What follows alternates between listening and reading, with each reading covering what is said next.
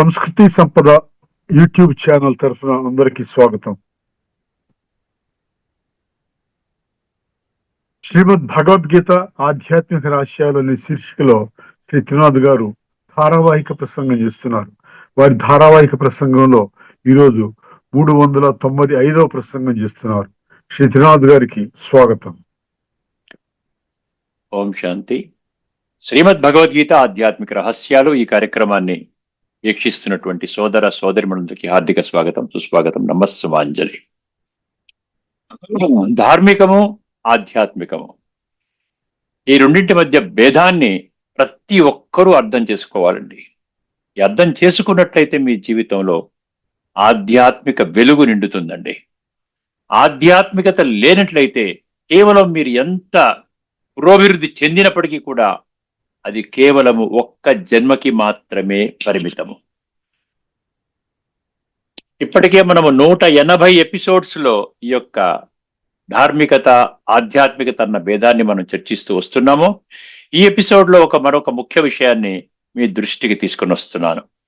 భక్తి మార్గంలో భగవంతుణ్ణి పొందాలి అంటే, లేక స్వర్గంలోకి వెళ్ళాలి అంటే గురు పరంపర అంటారండి. గురు పరంపర ద్వారానే వారి ద్వారా శాస్త్రాలు బోధింపబడతాయి. అదే ఆధారంగానే మీరు ఈ యొక్క ఆధ్యాత్మికతనండి, ధార్మికమనండి, ఉన్నత శిఖరాలని పొందుతారు. ఈ గురు పరంపర అనేటువంటి విషయము ముఖ్యంగా ఇది మనం వింటూ ఉంటాం.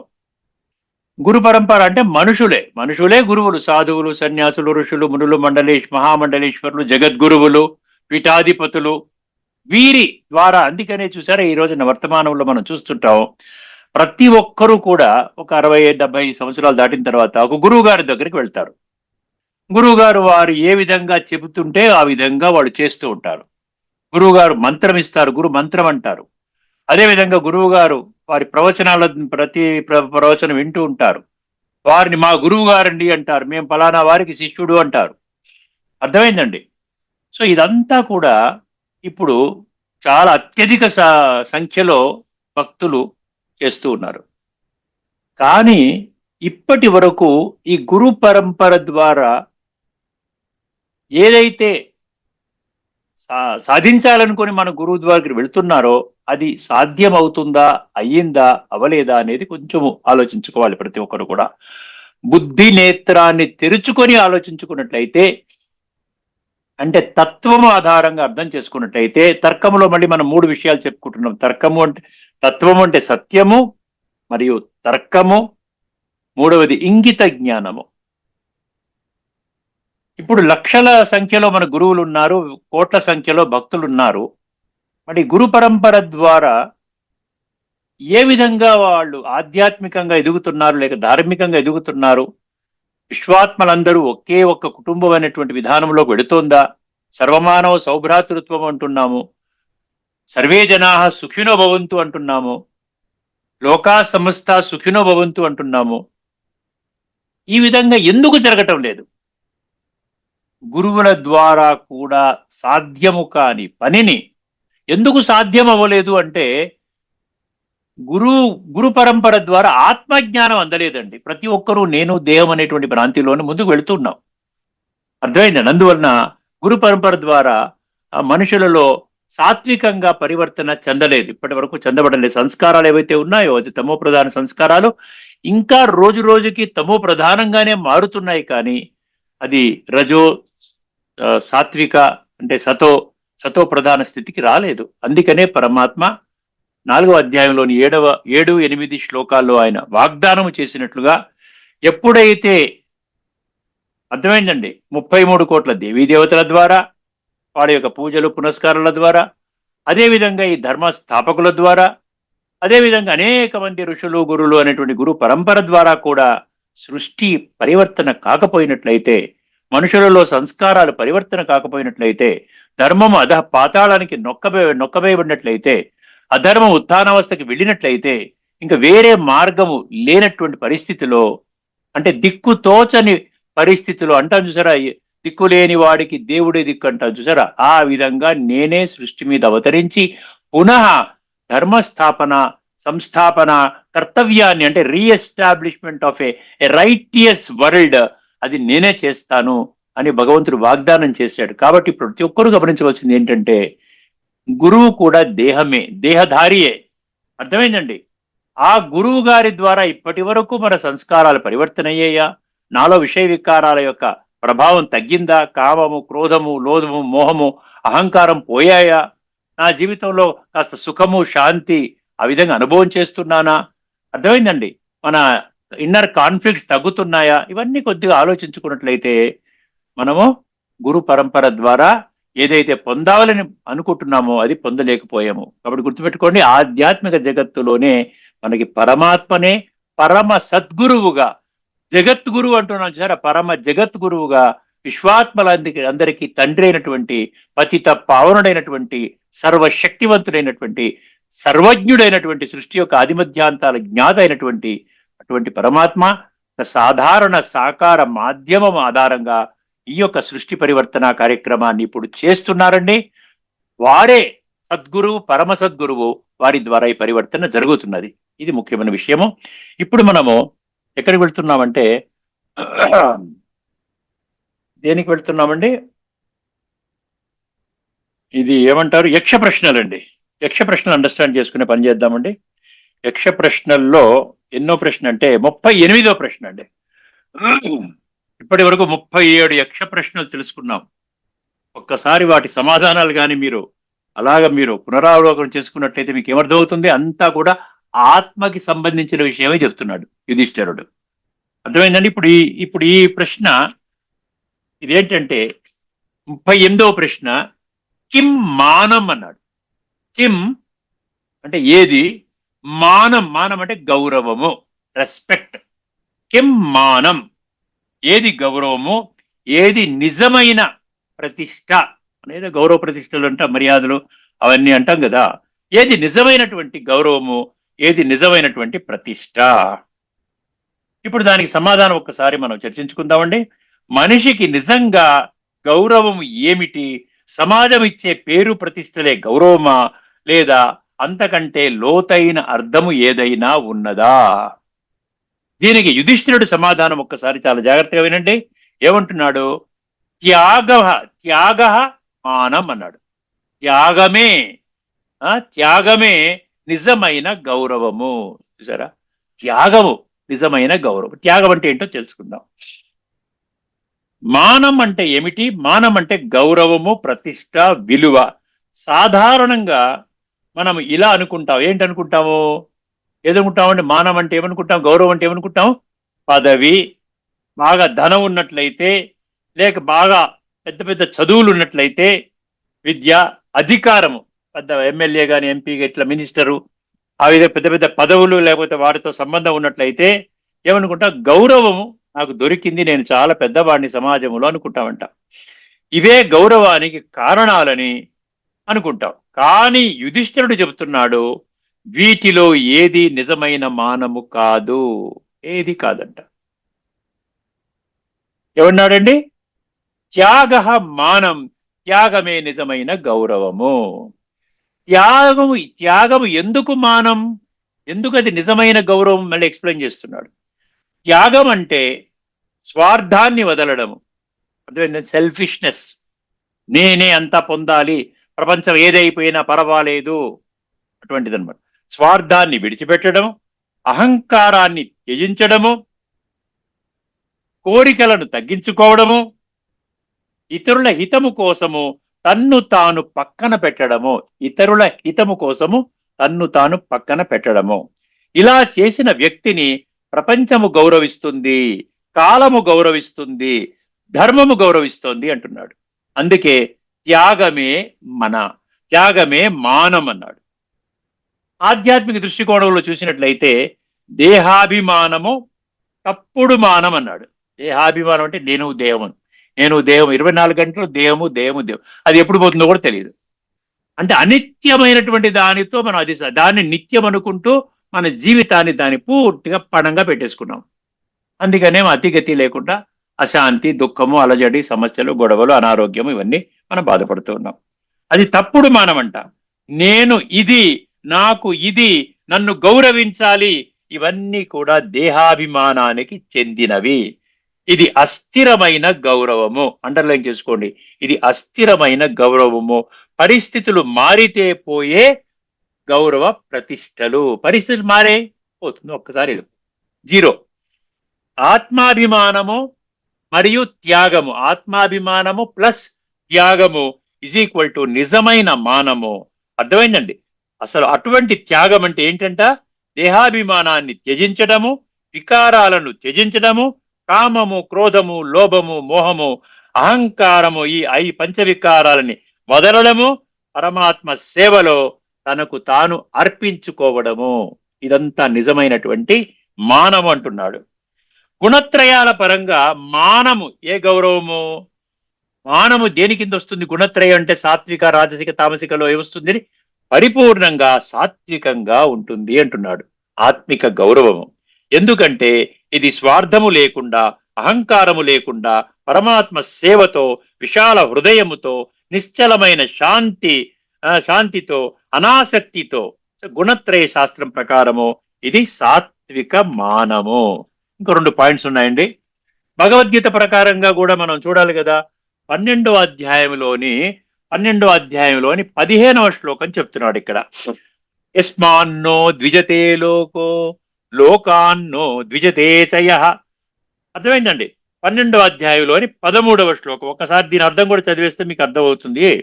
యస్మాన్నో ద్విజతే లోకో లోకాన్నో ద్విజతే చయః హర్షామర్ష భయోద్వేగై ముక్తో యస్ సచమే ప్రియ అంటాడు అక్కడ. అక్కడ ఎందుకు చెప్పాడు ఇది? ఇతరులకు బాధ కలిగించినటువంటి విషయం అనమాట. యస్మాన్నో ద్విజతే లోకో లోకాన్నో అంటే ఇతరులకు బాధ కలిగించడు, ఇతరుల నుండి బాధను తీసుకోడు, అవతల వాడికి స్ట్రెస్ టెన్షన్ కలిగించడు, అవతల వాడి నుంచి స్ట్రెస్ ఇచ్చినా కూడా తీసుకునే పరిస్థితి లేదు. అంత బ్యాలెన్స్డ్ గా ఉంటాడనమాట. హర్ష, అమర్ష, భయ, ఉద్వేగము ఈ విధంగా సమానంగా వీటి నుంచి ముక్తి అవుతాడు. అటువంటి వాడే పరమాత్మకి చాలా ప్రియుడు అని చెప్పి 12వ అధ్యాయంలోని 15వ శ్లోకం అనమాట. అహంకారము లేనివాడు, త్యాగబుద్ధి కలిగిన వాడు, అతడే నిజమైన గౌరవానికి పాత్రుడు. ఒక చిన్న ఉదాహరణ ఇస్తున్నాడు. ఒకరు పెద్ద పదవిలో ఉండొచ్చు, కానీ అహంకారముతో ఉన్నాడు, పెద్ద పదవిలో ఉన్నాడు. ఒకటి. రెండవ వాడు ఏమండి, మరొకరు సాధారణ జీవితం గడుపుతూ సేవ, వినయము, త్యాగముతో ఉన్నాడు. మన హృదయం ఎవరి వైపు వంగుతుంది? మన హృదయం ఎవరి వైపు వంగుతుంది? ఎవరి పట్ల సహజంగా గౌరవం కలుగుతుంది? త్యాగి పట్లనే. ఇక్కడ గొప్పవాడు, పెద్ద పదవిలో ఉన్నాడు, బాగా ధనం ఉంది, పెద్ద భవంతి ఉంది, కోట్ల ఆస్తి ఉంది, పెద్ద పెద్ద పిల్లలంతా అమెరికాలో ఉన్నారు, ఇదంతా ఉండదండి. సాధారణంగా ఉన్నవాడు కూడా ఎవరైతే నిస్వార్థంగా పరమాత్మకి అర్పణ చేసుకుంటాడు మనసు బుద్ధిని, అర్థమైందండి, అటువంటి వాడి పట్లనే, అటువంటి త్యాగి పట్లనే మనసు వెళుతుంది. సారాంశం ఏంటండి? మానము అంటే పేరు కాదు, ప్రతిష్ట కాదు, పదవి కాదు, స్వార్థాన్ని వదలగల శక్తియే మానము. అహంకారాన్ని త్యజించగల ఆత్మస్థితియే గౌరవము. అహంకారాన్ని త్యజించగల ఆత్మస్థితియే గౌరవము. త్యాగమే మానము. త్యాగములోనే నిజమైన ప్రతిష్ట ఇమిడి ఉన్నది. ఇది అయిపోయిందండి అక్కడికి. ఇప్పుడు మనము గత 2-3 ఎపిసోడ్స్ నుంచి ఒక ముఖ్యమైన విషయాన్ని మనం చర్చించుకుంటున్నామండి. అది ఎక్కడి నుంచి వచ్చిందంటే 3వ అధ్యాయం 32వ శ్లోకం నుంచి వచ్చిందండి. 3వ అధ్యాయం 32వ శ్లోకం నుంచి వచ్చింది. ఎందుకంటే భగవంతుడు అంటున్నాడు, నేను ఒక శ్రీమతాన్ని ఇచ్చాను భగవద్గీత ద్వారా. 574 శ్లోకాల ఆధారంగా మీకు ఒక శ్రీమతము, ఒక విద్య, ఒక డైరెక్షన్, ఒక ఎడ్యుకేషన్, ఒక ఇన్స్ట్రక్షన్, మీ జీవితాన్ని. భగవంతుడు ఎప్పుడైనా ఒక టీచర్ గా వచ్చి మనకి చదువు చెప్తున్నాడంటే దేనికోసం చెప్తాడు? చెప్పండి. మన జీవితాన్ని సర్వాంగ సుందరంగా తయారు చేయడానికి చెప్తాడు. మన జీవితంలో హయ్యెస్ట్ ప్రాప్తులు పొందే విధంగా చెప్తాడు భగవంతుడే టీచర్ గా వచ్చినప్పుడు. అవునా కాదా చెప్పండి? అందుకని ఏమంటాడు ఇక్కడ? శ్రీమతాన్ని ఆచరించినట్లయితే నీ జీవితం బాగుంటుంది. ఒకవేళ నువ్వు శ్రీమతాన్ని పెడచెవిన పెట్టినట్లయితే, అక్కడ ఒక పదం వాడతాడు, చాలా కఠినమైన పదం వాడతాడు, సర్వజ్ఞాన విమూఢా అన్నాడు. విద్ధి నష్టాన్ అచేతసహ అంటాడు. అటువంటి మూర్ఖుడు ఎంత జ్ఞానమున్నా కూడా నీవు అజ్ఞానివి. అంటే జ్ఞానవంతుడు అజ్ఞానిగా ఉంటాడంటే ఇదన్నమాట. నాకు సమస్త శాస్త్రాలు తెలుసును, కానీ నాకు ఆత్మజ్ఞానము లేదు, పరమాత్మ తత్వం తెలియదు, రాజయోగ విధానము తెలియదు, సంస్కార పరివర్తన తెలియదు, స్వర్గానికి ఏ విధంగా వెళ్ళాలో తెలియదు. కానీ ఇంత జ్ఞానం ఉంటే ఏం లాభము అంటున్నాడు భగవంతుడు. అందుకని సర్వజ్ఞాన విమూఢాంస్తాన్ విద్య నష్టాన్ అచేతస. ఇప్పుడు అదే కోవలో మీ ముందుకి 2 ఉపనిషత్తులు తీసుకొస్తున్నానండి. ఒక భగవద్గీత శ్లోకాన్ని తీసుకొస్తున్నాను. 3 విషయాలు చెప్పేస్తే ఈ యొక్క పాఠం అయిపోతుంది. చాలా జాగ్రత్తగా ముందు కఠోపనిషత్తు. ఇదివరకే మనం గత ఎపిసోడ్ కొంచెం రిఫరెన్స్ తీసుకుంటాను. గత ఎపిసోడ్ లో ఒక చాలా గంభీరమైన మాట మాట్లాడడం జరిగింది. ఆ ఉపనిషత్తుల్లో చాలా గంభీరమైన విషయం బయటకు వచ్చింది. 1, 2, 5 నేను మళ్ళీ దాన్ని చెప్పను మళ్ళీ, ఎందుకంటే ఇదివరకు గత ఎపిసోడ్ లో మనం డీటెయిల్ గా చెప్పుకున్నాం. కేవలము దాని యొక్క తాత్పర్యం చెప్తాను మీకు, ఎందుకంటే దానికి కంటిన్యూషన్ అన్నమాట ఇప్పుడు మిగతా అవి 2 ఇవి ఉపనిషత్తులు.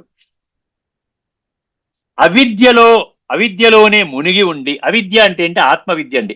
ఆత్మవిద్య లేనివాడు అవిద్యావంతుడు. విద్యావంతుడు అంటే ఆత్మవిద్య ఉన్నవాడు. ఆ విధంగా అర్థం చేసుకోండి. అవిద్యలోనే మునిగి ఉండి తామే బుద్ధిమంతులమని, తామే పండితులమని భావిస్తూ మూడులు అన్నాడు అక్కడ. మూడులు అంటే మూర్ఖులు. మూడులు అంటే ఏంటి? తాను పట్టుకున్న కుందేటికి 3 కాళ్ళు, మేము చెప్పిందే కరెక్టో, మీరు మా మార్గంలో నడవాలి, మేము చెప్పేది హయ్యెస్ట్ మార్గము అని మొండి పట్టుగా, అంటే అక్కడ తర్కాన్ని, సత్యాన్ని, ఇంగిత జ్ఞానాన్ని పక్కన పెట్టేస్తారు.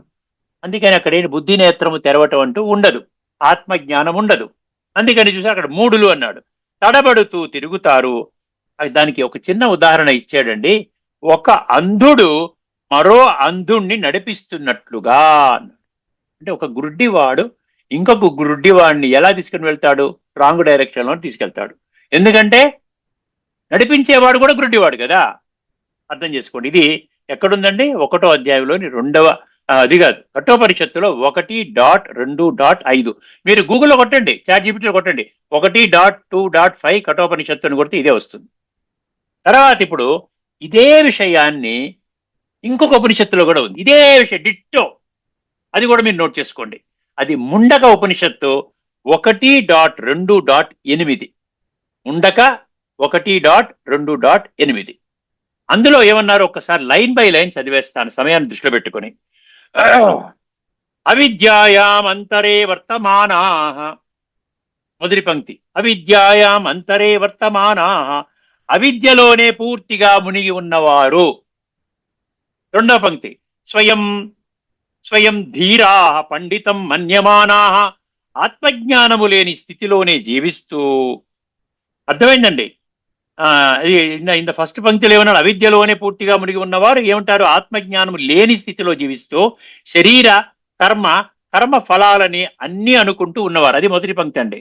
మొదటి పంక్తిలో నేను అది మిగతా చదవలేదు. మొదటి పంక్తి మళ్ళీ చెప్తున్నాను. అవిద్యాయాం అంతరే వర్తమానా అంటే అవిద్యలోనే పూర్తిగా మునిగి ఉన్నవారు,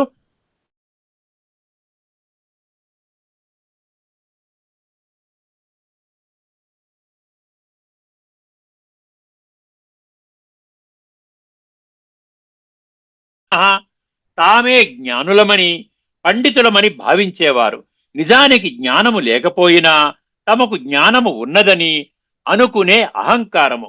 ఇదే ఉపనిషత్తుల దృష్టిలో అత్యంత ప్రమాదకరమైనటువంటి స్థితి అన్నాడు. మీరు కొట్టండి, మీకు ఇదే పదాలు వస్తాయి, నేనేం పదాలు మార్చలేదు. 1.2.8 ముండక ఉపనిషత్తుని కొట్టండి, ఇదే వస్తుంది. అక్కడ స్వయం ధీరా పండితం మన్యమానా. 3వది ఇక్కడ చిన్న మార్పు చేశాడు. ఇది కఠోపనిషత్తు 1.2.5కి ఈ 1.2.8 ముండక ఉపనిషత్తు చిన్న మార్పు, ఒక్కటి పదం మారింది. ఏమన్నాడు ఇక్కడ? జంగన్యమానా పర్యంతి మూఢాహ అన్నాడు. అర్థమైందండి? అక్కడేమన్నాడు? ఆ కఠోపనిషత్తులో దంద్రమ్యమాణాహ అన్నాడు, దంద్రమ్యమాణాహ అన్నాడు. ఇక్కడ ఏమన్నాడు? జంగన్యమానాహ అన్నాడు. అర్థమైందండి?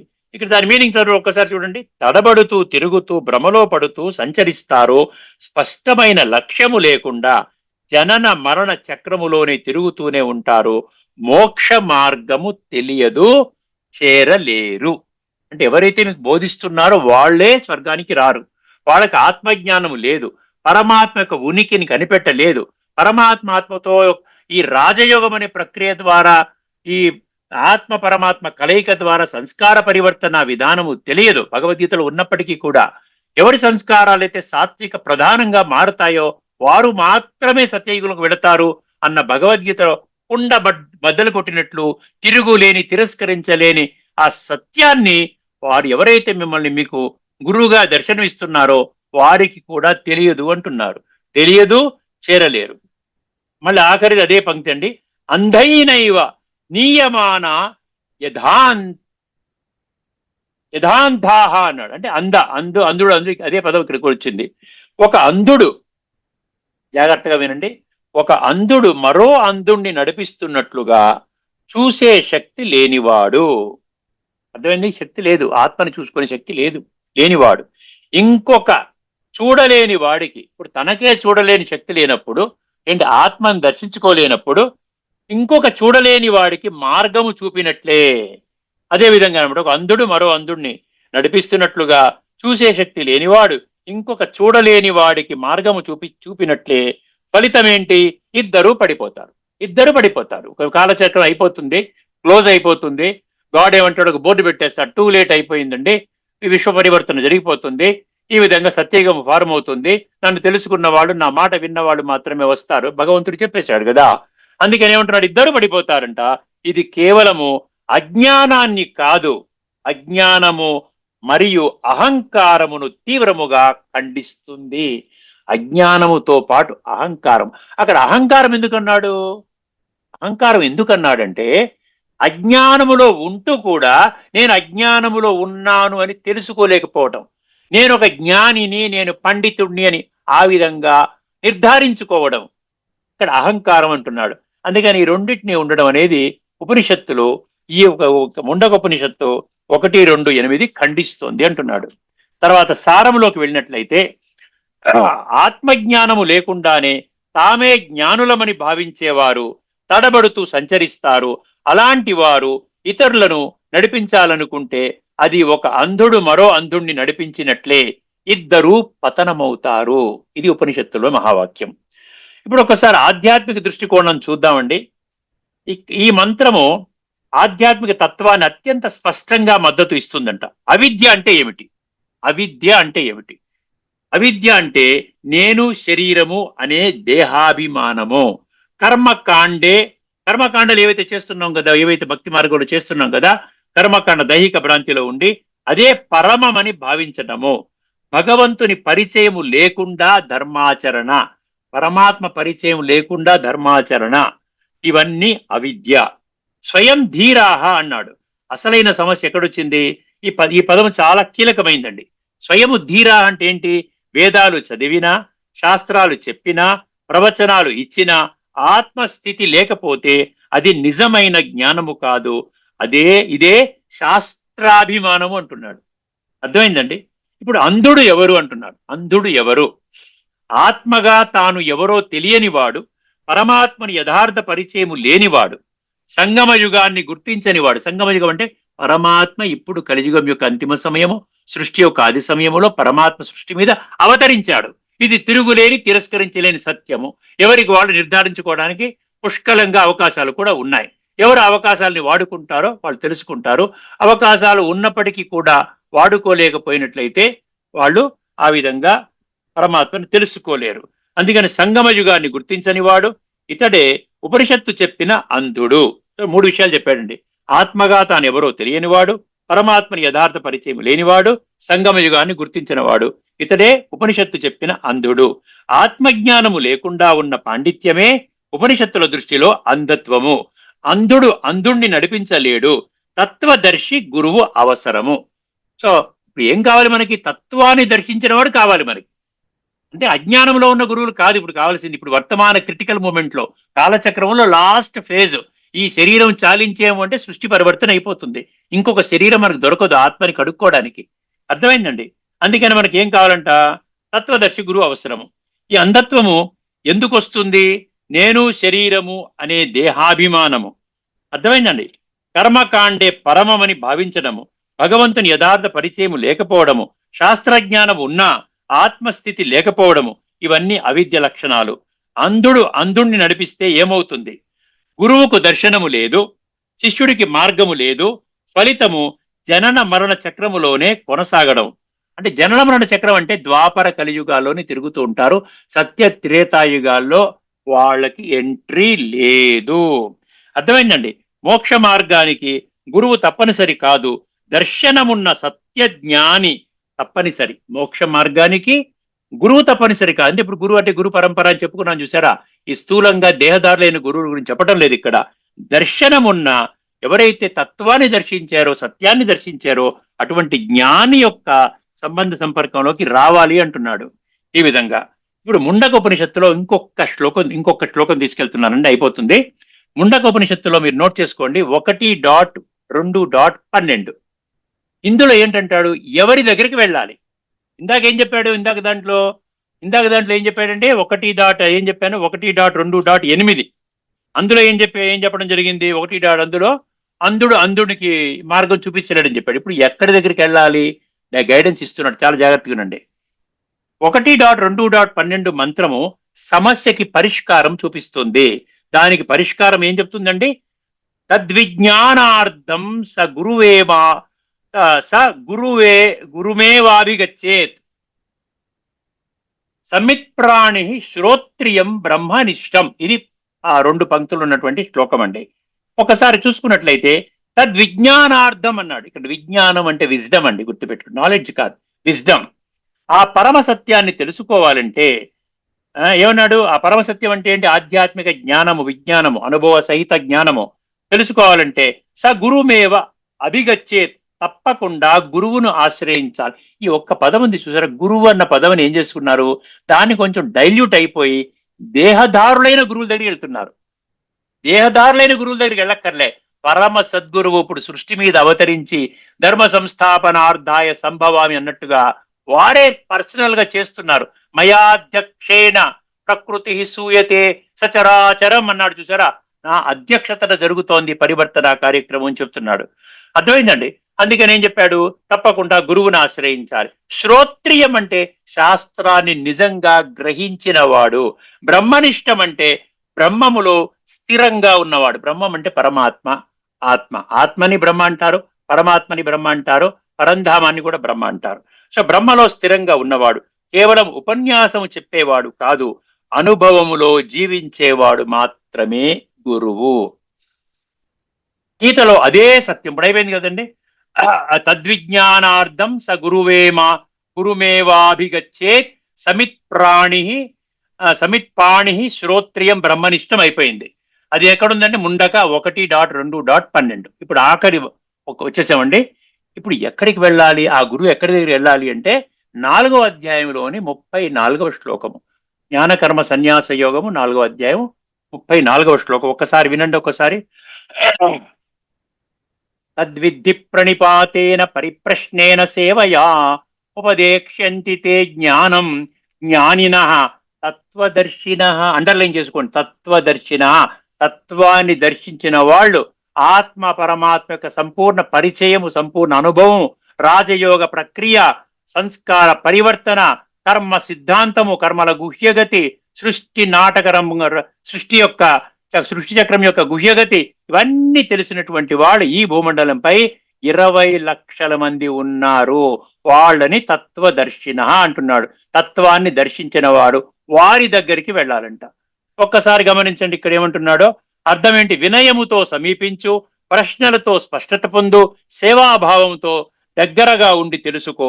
అప్పుడు తత్వదర్శులు నిజమైన జ్ఞానాన్ని బోధిస్తారు.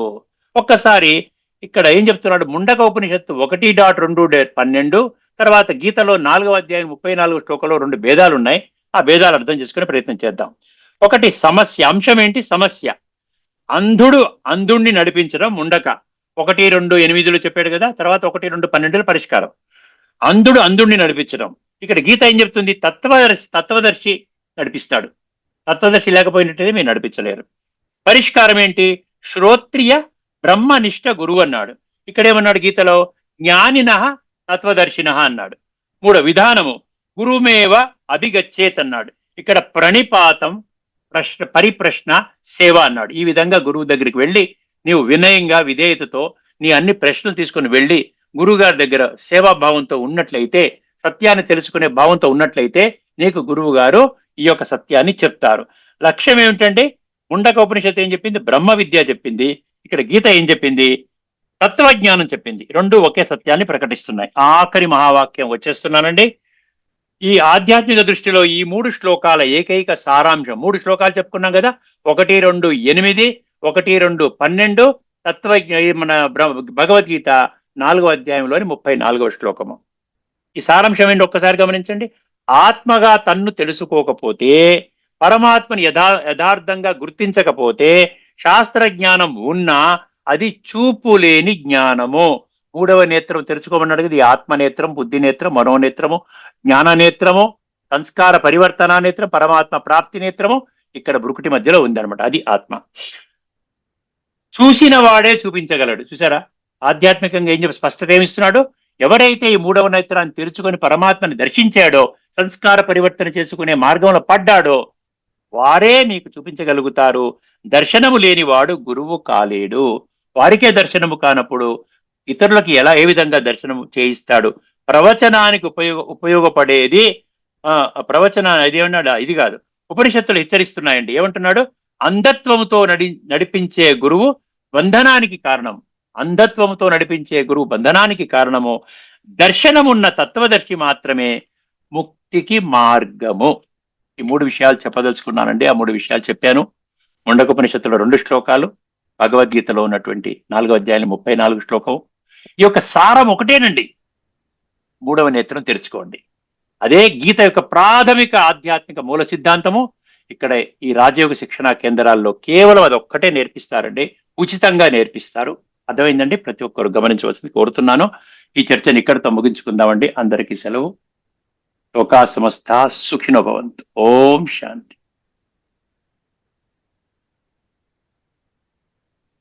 శ్రీమద్ భగవద్గీత ఆధ్యాత్మిక రహస్యాలు అనే శీర్షిక ద్వారా ధారావాహిక ప్రసంగం చేసిన శ్రీ త్రినాథ్ గారికి ధన్యవాదాలు. నమస్కారం.